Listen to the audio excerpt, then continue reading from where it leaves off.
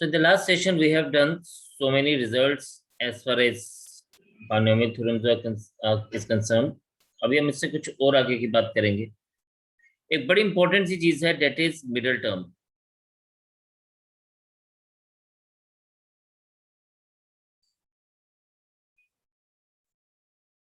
जब middle term की बात करता हूं तो इसमें हम लोगों को जो डिपेंड करता है वो डिपेंड करता है कि हमारे पास इंडेक्स क्या है, यानी उसकी पावर क्या है.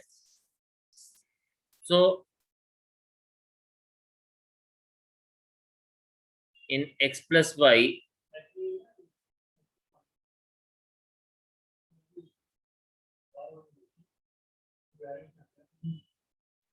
इन x plus y whole raised to power n हमारे पास क्या आ जाएगा, if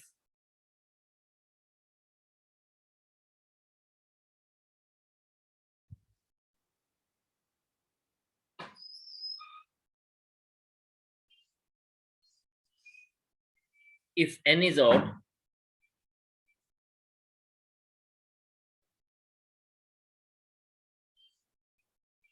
if n is odd,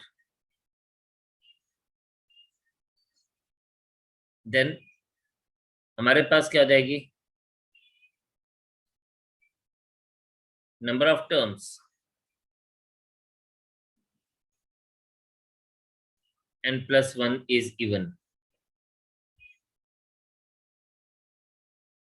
and अगर हमारे पास नंबर ऑफ टर्म्स इवन है देन मिडल टर्म्स आर, अब यहाँ पे दो मिडल टर्म्स होंगी, तो मिडल टर्म्स आर, एक तो हमारे पास जैसे अगर हम लोग देखेंगे तो ये हमारे पास आ जाएगा n plus 1 upon 2 of term,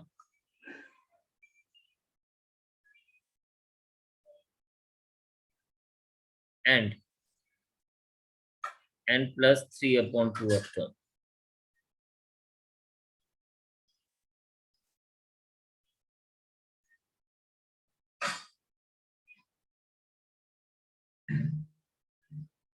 right, तो ये हम लोग इसको डायरेक्टली इस तरह से देखेंगे. And secondly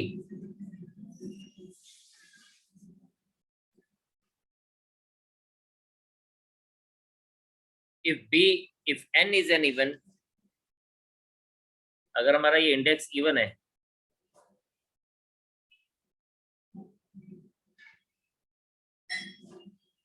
then number of terms हमारे पास क्या देंगी,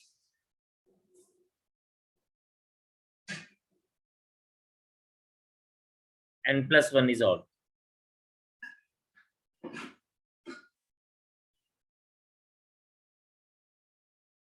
और जब नंबर ऑफ टर्म्स हमारे पास ऑड हो जाएंगी तो हमारे पास मिडल टर्म आ जाएगी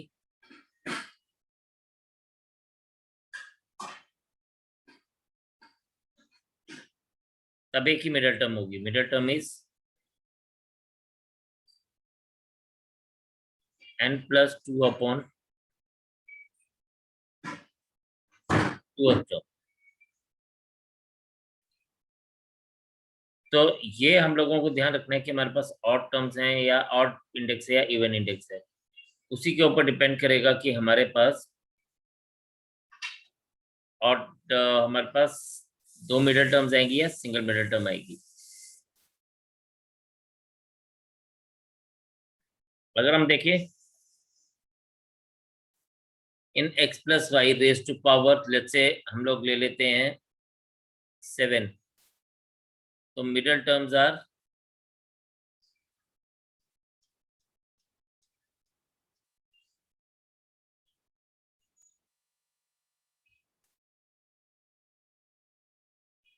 seven plus 1 upon 2 of term and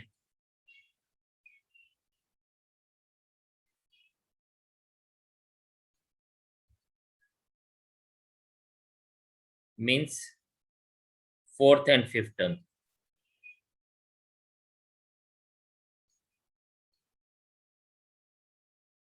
तो हम लोग इसको डायरेक्टली, और ये जो फोर्थ एंड फिफ्थ टर्म हमें निकालनी, मतलब हमें एक्चुअल में T4 और T5 निकालना है, और जिसके लिए हम लोग क्या यूज करेंगे, जनरल टर्म का फॉर्मूला यूज करेंगे। तो ये आपके लिए एक एग्जांपल है, इसको आप एक बार देख लीजिए कि हम लोगों ने किस तरह से इसको देखा।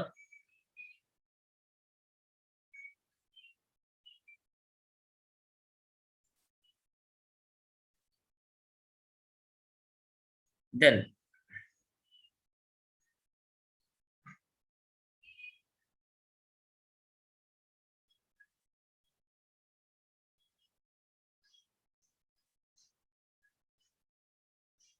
अब हम लोग यहाँ पे बात करेंगे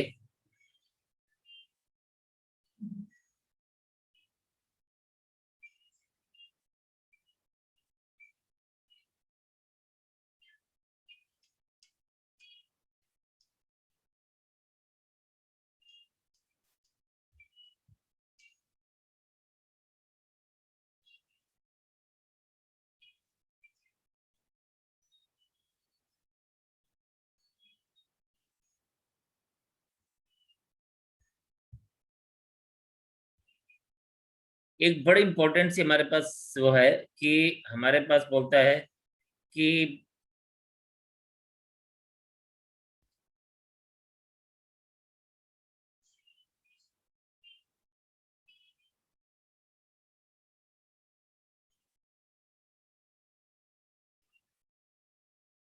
the binomial coefficient from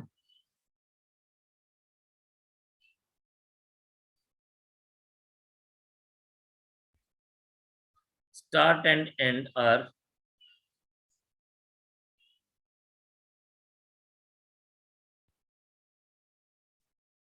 always equal. That is,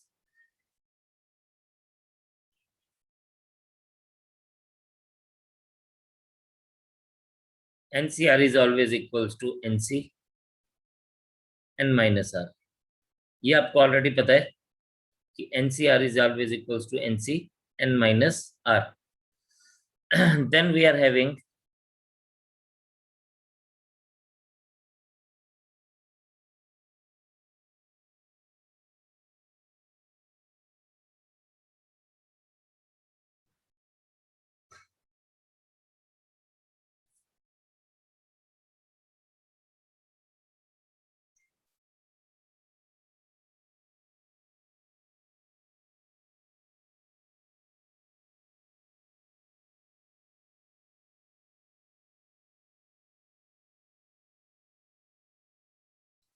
if n is odd, then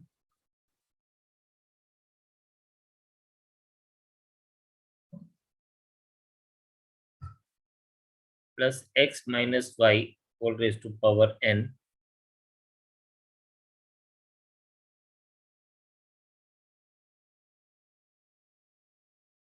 plus और माइनस दोनों केसेस में,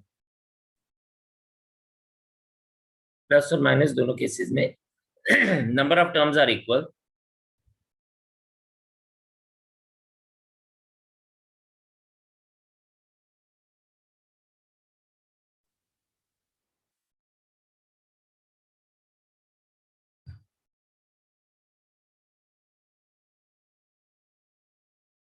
equal and is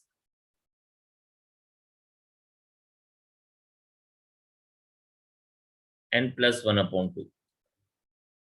जैसे कि हम लोग यहाँ पे देखें, जैसे अभी इसमें ऑड है ना 7, तो अगर मुझे x प्लस वाई और x माइनस वाई करना होगा तो मुझे नंबर ऑफ टर्म्स मिल जाएंगी 4, 7 plus 1/2। एंड आल्सो ये इफ है, if n is even,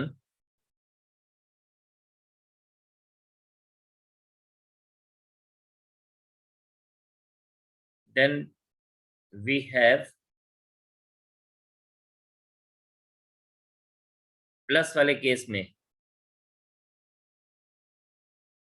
x plus y raised to power n plus x minus y raised to power n have n plus 1/2 terms,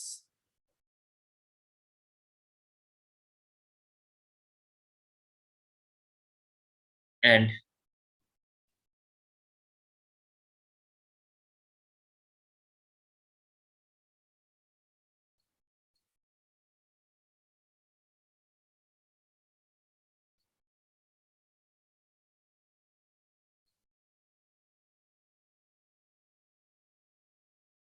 तो ये एक छोटी सी एक बात है जो आपने हमेशा याद रखनी है।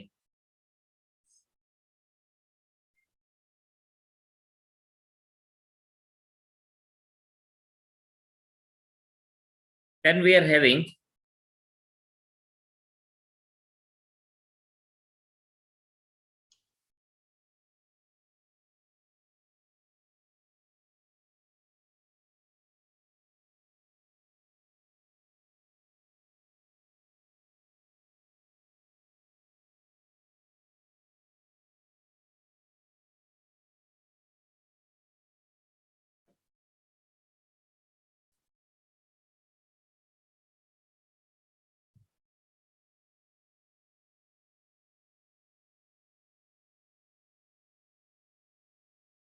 वैसे ये कुछ दिखाने वाला नहीं है लेकिन फिर भी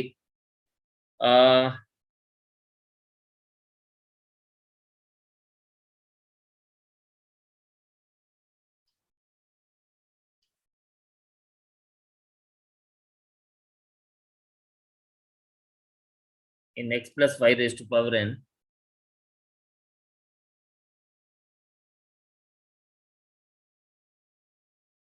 sum of coefficient of x and y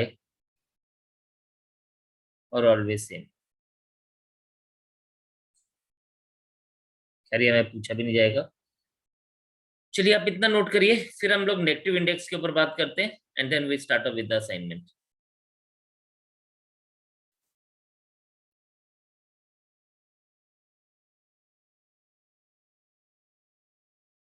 एक छोटी छोटी सी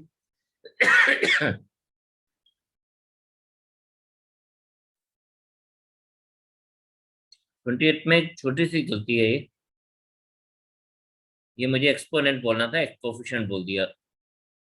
यस सर। एक्सपोनेंट। तो चलिए जी, ये आपका हो चुका होगा, आगे चलते हैं।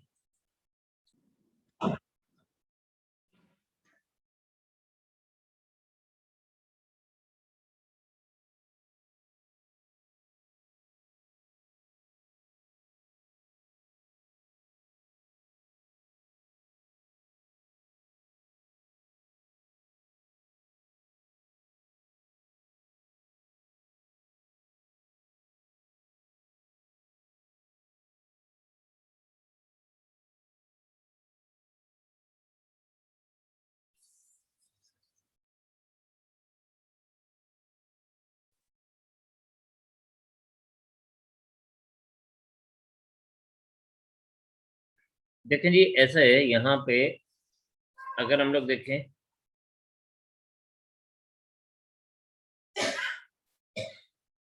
This is equals to 1 plus n x plus n into n plus 1/2 factorial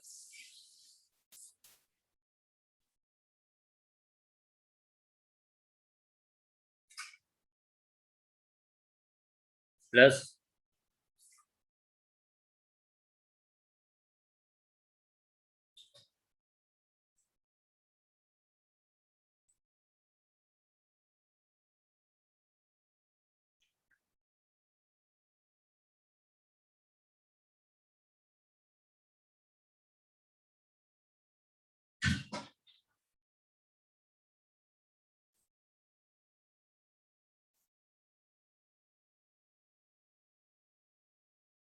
n into n plus 1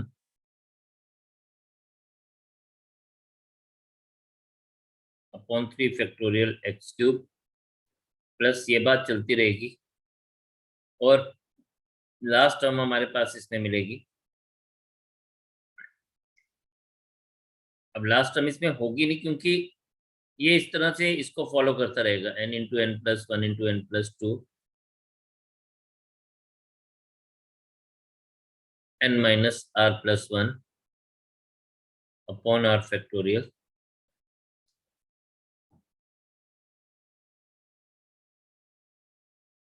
into x raise to power r। यानी अगर हम लोग इसको इस तरह से देखें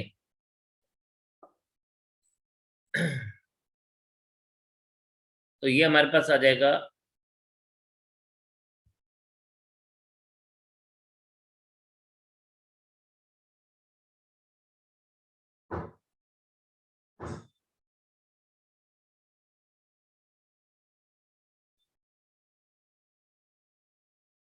1 plus x plus x square plus x cube.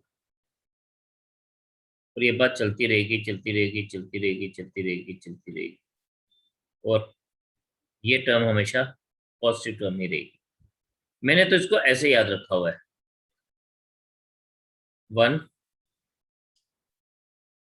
Plus x हो जाएगा, तो यही चीज जो है वो पॉजिटिव नेगेटिव हो जाएगी, मतलब ऑल्टरनेट चलेगी। 1 minus x plus x square minus x cube plus dash dash dash.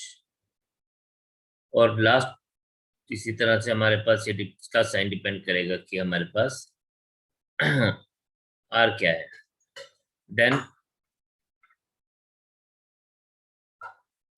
अगर यहाँ पे इंडेक्स -2 होगा तो ये बनेगा 1 plus 2x plus 3x square plus 4x cube plus dash dash dash. और लास्ट वाली टर्म इसमें भी हम लोग क्या लेके चलेंगे, r+1 x raise to power r। और अगर हम लोग इसी तरह से 1 plus x raise to power -2 लेंगे तो ये 1 माइनस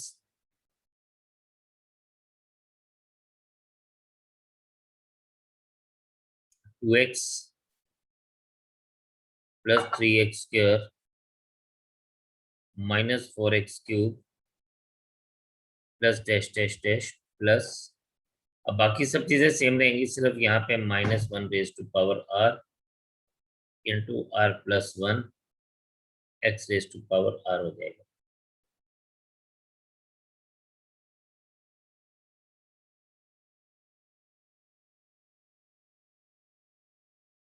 तो अगर हम लोग इसको देखें तो ये हमारे पास इसी तरह से हम इसको फर्दर चेक कर सकते हैं, देख सकते हैं कि हमारे पास ये क्या होगा।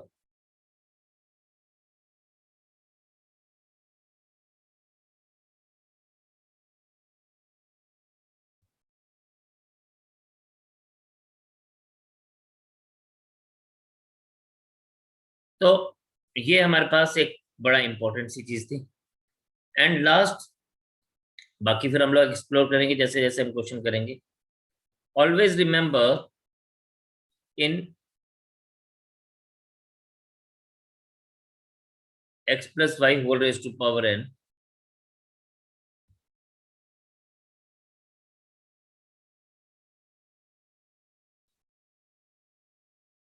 pth term from end is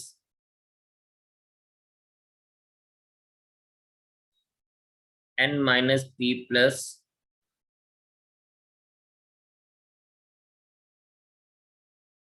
tth term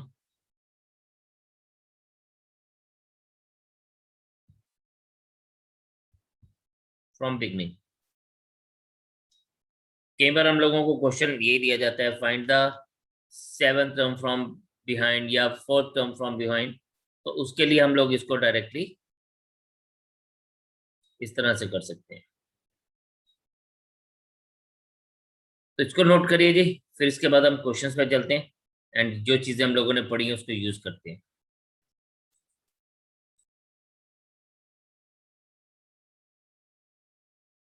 चलिए, हमारा फर्स्ट क्वेश्चन है, what is the coefficient of x cube and y raise to power 5 y raise to power 4 in, तो हमारे पास दिया गया है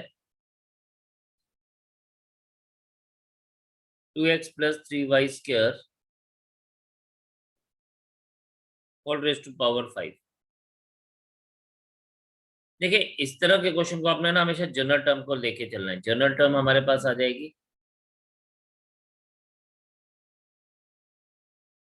बीच में प्लस का साइन है तो कोई प्रॉब्लम नहीं, आ जाएगा 5 CR।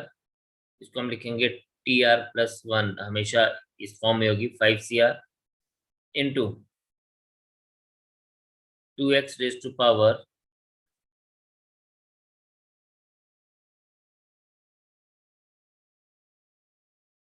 5 - R 3y² R, which is equals to 5 CR। इसको आप अलग अलग से वो कर सकते हैं, 2⁵ कॉन्स्टेंट्स अलग कर लीजिए, इंटू 3⁻R, और ये हमारे पास क्या आ जाएगा, इंटू x⁻⁵ 5 - R y⁻²R। अब ये बोलता है for x³ and y⁻⁴ R is equals to 2। अब हमें सिर्फ कोफिशिएंट फाइंड आउट करना है, यानी we need to find out only this part, ये वाला पार्ट हमें सिर्फ चाहिए यहां तक। सो हम लोग यहाँ पे लिखेंगे therefore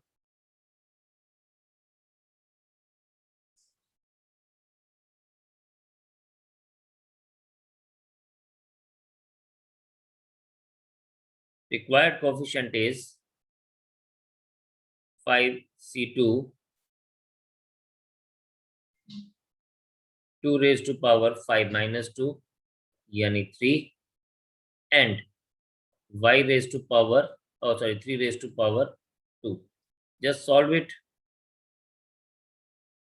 5 into 4/2 into 1 into 8 into 9, और इन सबको जब हम मल्टीप्लाई करेंगे तो we get 720 as the answer.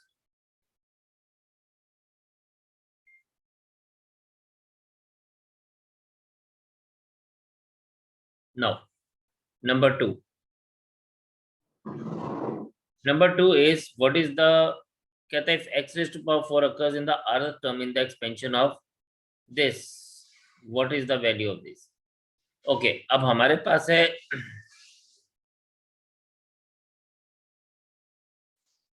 given expression is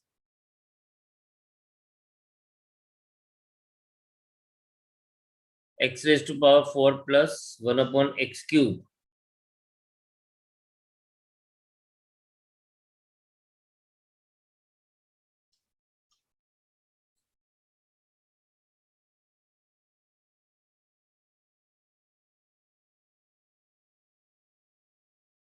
⁻15 हमें चाहिए x⁻⁴। सबसे पहले अगेन वही general term is a very important thing. तो TR+1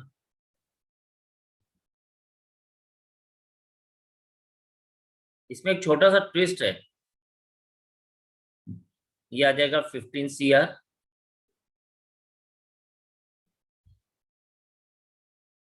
15 - R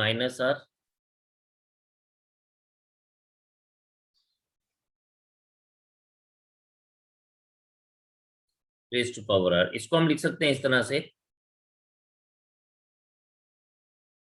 15 CR x⁻60 -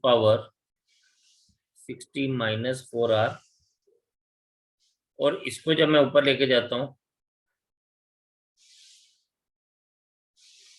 तो ये भी x⁻³ -3R हो जाएगा।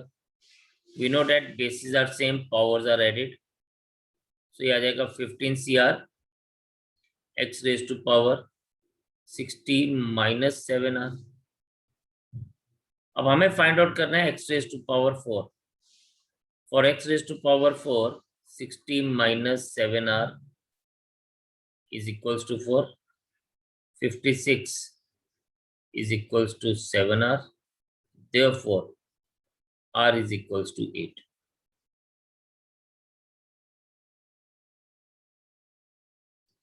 अब एक छोटा सा ट्विस्ट जो था, मैं आपसे बात कर रहा था, ये जो आर की वैल्यू है ये और जो क्वेश्चन वाला आर है ये दोनों अलग अलग चीजें हैं।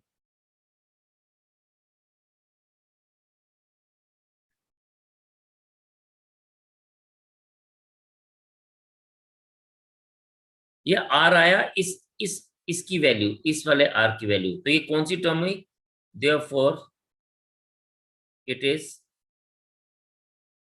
Ninth term, it is T9, that is ninth term. अब उन्होंने आंसर में ना आपको 8 भी दिया हुआ है, 9 भी दिया हुआ है, तो बहुत सारे लोग मेहनत करने के बाद 8 को गलत आंसर मार्क कर सकते हैं, ये थोड़ा सा ध्यान देने वाली बात है। Otherwise my real answer is या actual answer is T9। The ninth term is the answer for us. Which is the term? Ninth term is the answer for us. So we have to be bit careful about it. Third आप करेंगे, इसमें कोई problem नहीं है। Fourth बोलता है if TR is the rth term in 1 plus x raised to power 101, TR is the rth term, ठीक है। तो आपसे बोलता है what is the value of, हमें फाइंड आउट करना है T20 upon T19।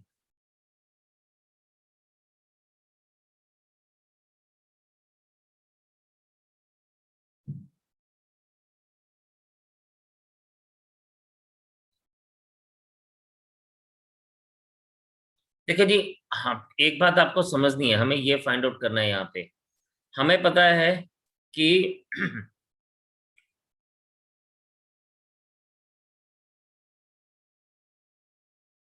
Journal term हमारे पास क्या होती है?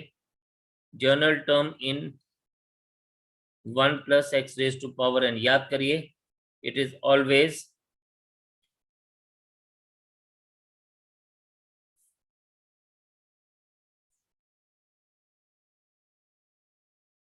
X raise to power r. General term हमेशा हमारे पास इस केस में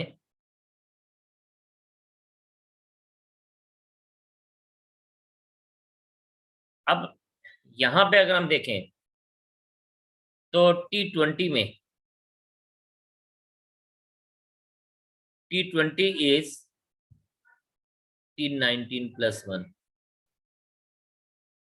this is 101C19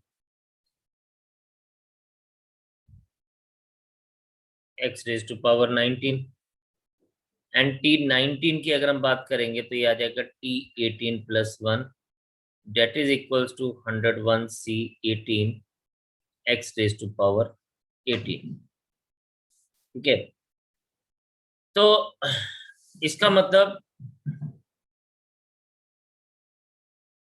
इसका मतलब ये कि अगर मुझे T20 upon T19 find out करना है तो मैं इसको क्या लिख सकता हूं?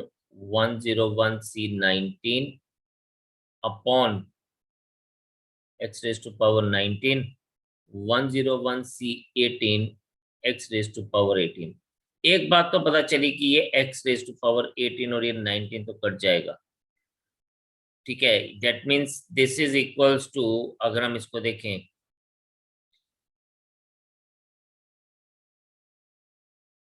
NC, सॉरी, ये मेरे पास आ जाएगा 101C19 upon 101C18 into x. मैं इसको ड्रैग करता हुआ आगे क्यों लेके जा रहा हूं? बिकॉज मैं इसको डायरेक्टली यूज करूंगा। हम सब ने पढ़ा था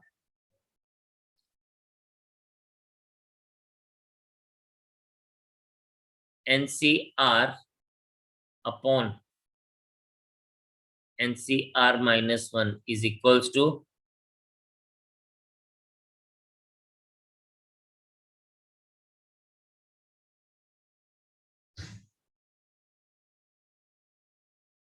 हम लोगों ने पढ़ा था it is N minus R plus 1 upon R।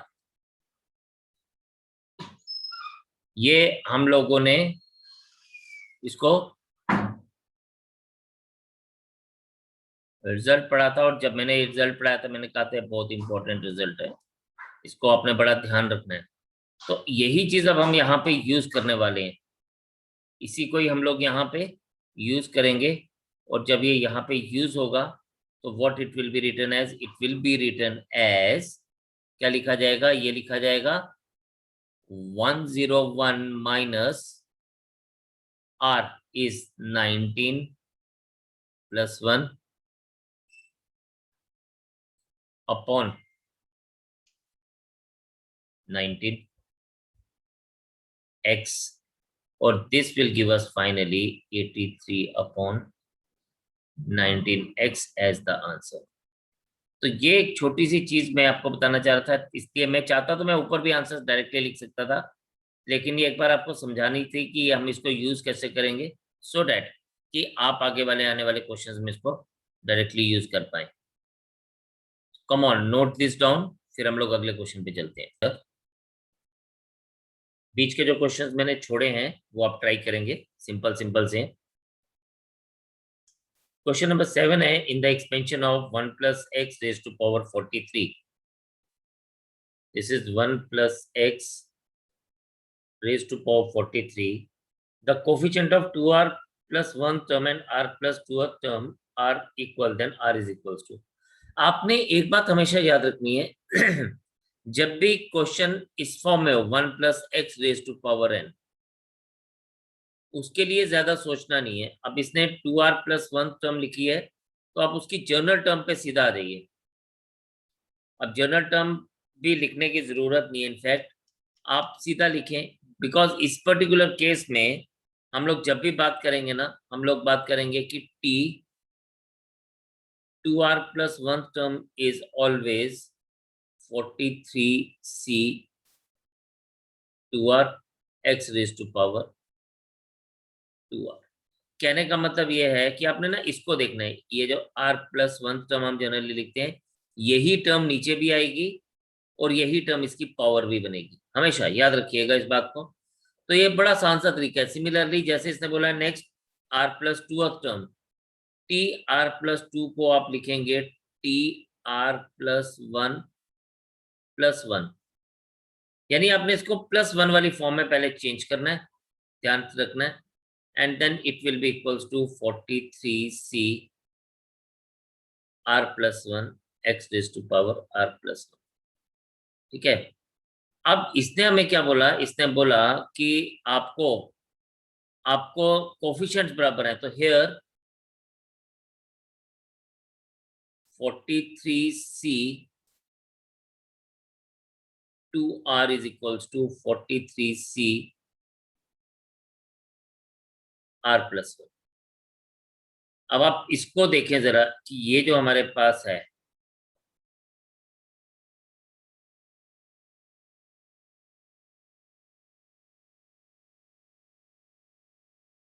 तो यहाँ पे आपके पास क्या आ रहा है, यहाँ पे आपके पास आ रहा है 43 is equals to 2r plus 1। ये क्यों किया, बिकॉज इफ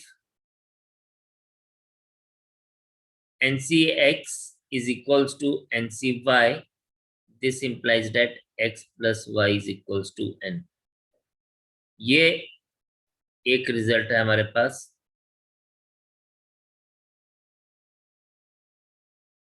ये शायद हमने कॉम्बिनेशन में पढ़ा होगा, आपको याद होगा। तो यहां से हम लोगों के पास क्या मिल जाता है, यहां से हम लोगों के पास मिलता है कि 43 minus 1 is equals to 3r, 42 is equals to 3r, 14 is equals to r। और हमें फाइंड आउट क्या करना था, यस r का वैल्यू फाइंड आउट करना था, तो we have got the value of r as 14। चलिए, this was question number 7। Question number 9, अब हमारे पास क्या है, this is given to us like this 3x plus y whole raised to power 5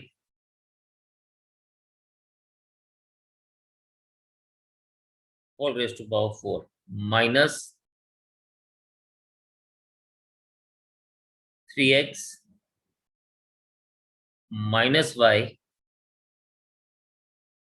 whole raised to power 4 whole raised to power 5। बड़ा simple सा question है ये देखने में जितना भयंकर लग रहा है ये उतना ही आसान सा क्वेश्चन है। यहाँ पे अगर हम देखें तो we can write this as, इसने बोला नंबर ऑफ टर्म्स बताइए इसमें, तो हमारे पास ये बन जाएगा 3x plus y raise to power 20 minus 3x minus y raise to power 20। Now हमारे पास, हम लोगों ने अभी थोड़ी देर पहले पढ़ा कि यार जब हमारे पास ये पावर इवन है, ऑड में तो दोनों बराबर रहती है, लेकिन जब इवन है तो ये हमारे पास क्या हो जाएगी, नंबर ऑफ टर्म्स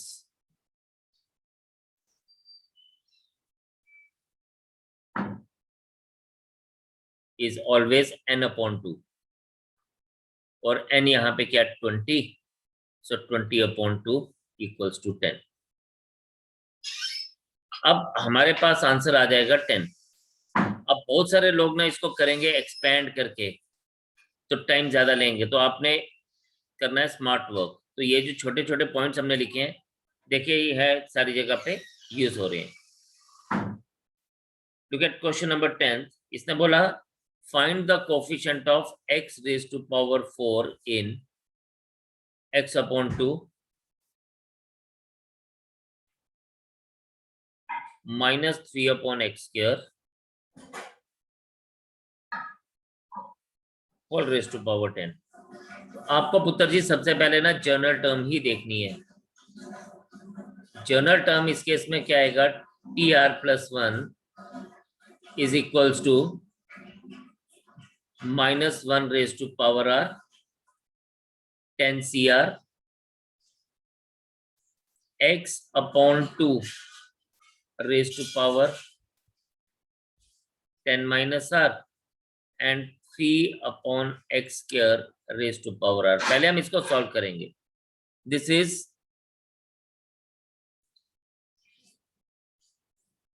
ये तो एज इट इज रहेगा, इसको तो हमें कुछ करने की जरूरत नहीं है। ये आ जाएगा x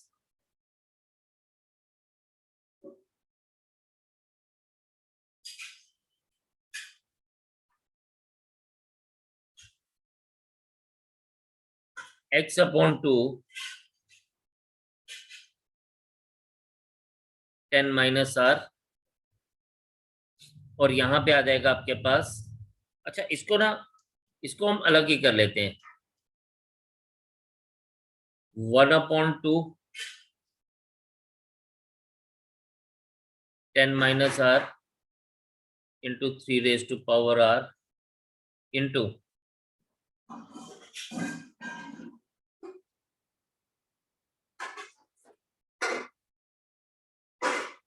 x raise to power minus 2r।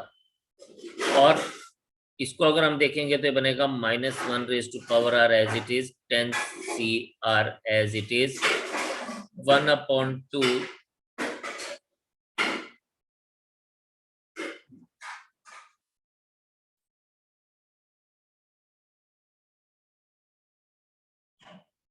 तो ये 10 minus r as it is ही रहेगा,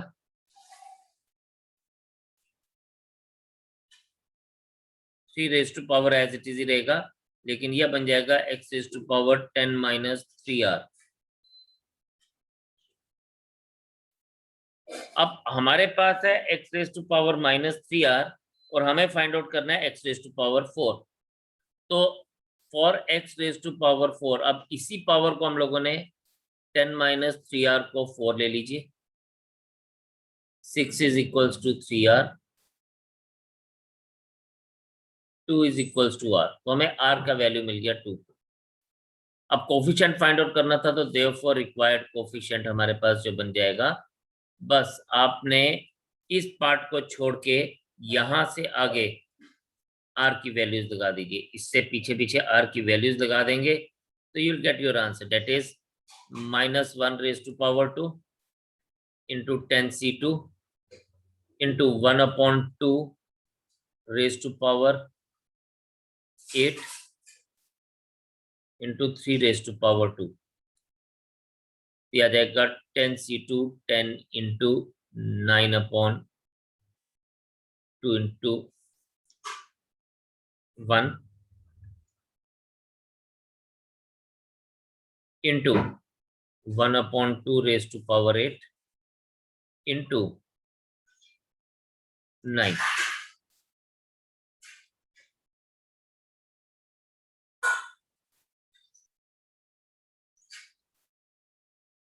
ये और ये कट जाएगा, आपके पास आ जाएगा 81 इंटू 5 405, 2 रेज टू पावर 8 होता है 256। तो this is the answer for this. Main important चीज जो है वो है आपकी जनरल टर्म। तो जनरल टर्म को आपने बड़ा प्यार मोहब्बत से रखना है। अब हमारे पास 11th में भी जनरल टर्म का ही हेल्प होगी। अब हमने करना बिल्कुल वैसा ही है जैसे हम जनरल टर्म के लिए बात करते हैं। जैसे अब ये बोल रहा है term independent of 3/2 x square -1/3x raise to power 9। अब मैं इसको ना, जब अगर एग्जाम में क्वेश्चन आएगा तो हमें इतना बड़ा पूरा प्रॉपर लिखने की जरूरत नहीं है मुझे। मैं इसको क्या लिखूंगा, मैं इसको डायरेक्टली जनरल टर्म को ही ध्यान में रखूंगा और सीधा लिखूंगा कि इट इज नेगेटिव है तो -1 raise to power r into 3/2 9cr 3/2 raise to power 9 minus r। ध्यान से देखते जाइए, into 1/3 raise to power r, और मुझे चाहिए x raise to power x square raise to power 9 minus r। और ये जो x डिनोमिनेटर में, इसको मैं पहले ही ऊपर ले आऊंगा, x raise to power -r हो जाएगा। ठीक है, अब यहाँ पे हमारे पास क्या बन जाएगा, मुझे अब नेक्स्ट स्टेप में ना, सिर्फ नेक्स्ट स्टेप में I just have to check the this portion, यानी मुझे x वाले पोर्शन को ही सिर्फ ध्यान में देना है। एग्जाम में कैसे क्वेश्चन करना है, एग्जाम में इतना बड़ा नहीं करना है, एग्जाम में हम लोग इसको इस तरह से करेंगे। तो ये हमारे पास क्या बन जाएगा, this will be x raise to power 18 - 2r, और क्योंकि प्रोडक्ट में है ये x और r तो ये -r हो जाएगा। Basis are same, powers are added. अब ये बन जाएगा हमारे पास, what this will become, this becomes 18 - 3r। लेकिन ये बोलता है टर्म इंडिपेंडेंट ऑफ x होनी चाहिए, तो हम इसमें यहाँ पे क्या करेंगे, हम इसको ऐसे लिखेंगे 18 - 3r is equals to 0, r is equals to 6। अब इसने हमसे क्या पूछा, टर्म इंडिपेंडेंट ऑफ 0 होनी चाहिए, ओ सॉरी x होनी चाहिए। तो टर्म इंडिपेंडेंट ऑफ x तभी होगी जब हमारे पास r की वैल्यू 6 आ जाएगी। तो हम बाकी के पार्ट को कैसे करेंगे, अब हमें इस पार्ट की जरूरत नहीं है, x वाले पार्ट की जरूरत नहीं है। x का पार्ट हम लोगों को चाहिए था r की वैल्यू फाइंड आउट करने के लिए। हम आगे क्या करेंगे, हम बस इस जगह पे 6 लगा देंगे। तो this is equals to -1 raise to power 6 9c6 3/2 raise to power 3 1/3 raise to power 6। 9c6 9c3 भी होता है जिसको मैं सॉल्व कर सकता हूँ। -1 रेज टू पावर 6 पॉजिटिव हो जाएगा।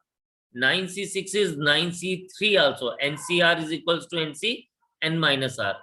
तो मैं इसको 9 into 8 into 7 upon 3 into 2 into 1 यहाँ लिख सकता हूँ, इंटू 27/8 लिख सकता हूँ, इंटू 1/27 इंटू 27 भी लिख सकता हूँ, क्योंकि मैं 3 रेज टू पावर 6 को ब्रेक कर रहा हूँ। जो कटता है उसको काट दीजिए, ये 8 और ये 8 कटेगा, ये 27 और ये 27 भी कट जाएगा। 3 3 9, 3 9 जा 27, बचेगा क्या? सिर्फ हमारे पास ऊपर 7 और नीचे 18। तो मेरा फाइनल आंसर जो बन जाएगा वो बन जाएगा 7/18। आइडियली इससे कम टाइम लगना चाहिए, क्योंकि मैं तो आपको एक्सप्लेन कर रहा था तो मुझे थोड़ा सा टाइम लगा, लेकिन जब आप खुद से करेंगे तो टाइम इससे कम लगेगा। लेकिन यस, क्वेश्चन को अप्रोच कैसे करना है, we have learn this thing here. हम लोगों ने ये चीज यहाँ पे सीखी कि क्वेश्चन को अप्रोच कैसे करना है। मैंने ऊपर वाला क्वेश्चन और ये नीचे वाला क्वेश्चन सेम क्वेश्चन था, ऑलमोस्ट सेम क्वेश्चन था, बिकॉज यहाँ पर भी हम लोग आर की वैल्यू पहले फाइंड आउट कर रहे हैं और यहाँ भी हम आर की वैल्यू पहले फाइंड आउट कर रहे हैं, उसके बाद बाकी का काम आगे चल रहा है। यहाँ भी रिक्वायर्ड कोफिशिएंट्स की जरूरत थी, यहाँ पर भी रिक्वायर्ड कोफिशिएंट की जरूरत थी, बट मैंने दोनों क्वेश्चन को एक अलग तरह से हैंडल किया। उसके लिए मैंने पूरा थॉरोली लिख के दिखाया। यहाँ पे मैंने आपको बताया कि हम क्वेश्चन को कैसे हैंडल करना चाहिए। एग्जाम में हम लोगों को टाइम कम होता है, स्पेस कम होता है, जगह और टाइम दोनों की किल्लत होती है, तो हमने उसको किस तरह से यूज करना है।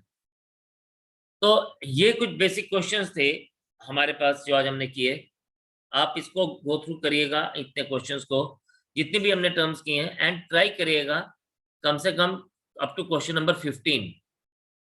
ठीक है, 11 तक तो हमने कर ही लिया, 15, 16, 20 क्वेश्चन तक आप ट्राई करिएगा। ट्राई करिएगा, नहीं होंगे तो मैं करूंगा, लेकिन आप ट्राई करेंगे तो आपको आप खुद से कॉन्फिडेंस बिल्डअप होगा। So go through all these things today, do the questions, जितने भी क्वेश्चंस हैं ट्राई करें, and then we will move ahead with the questions tomorrow. तो कल हम लोग इससे आगे चलेंगे and we will finish this of.